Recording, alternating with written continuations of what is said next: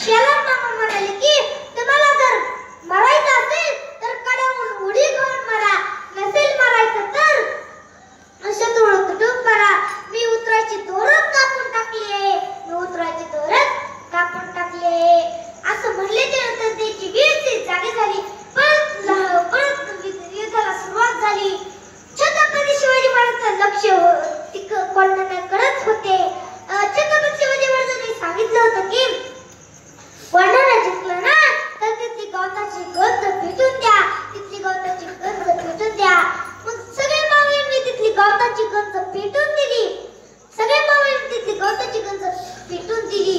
दुसऱ्या दिवशी सगळे मावळे दरबारात आले. दुसऱ्या दिवशी सगळे मावळे दरबारात आले. छत्रपती शिवाजी महाराज म्हणाले की माझा तानाजी कुठे आहे, माझा तानाजी कुठे आहे. शेलार मामा पुढे आले, म्हणाले की आपला तानाजी शत्रूवर लढता लढता स्वर्गाला गेला, स्वर्गाला गेला. मग तानाजी असे छत्रपती शिवाजी महाराज म्हणाले की गड आला पण सिंह गेला.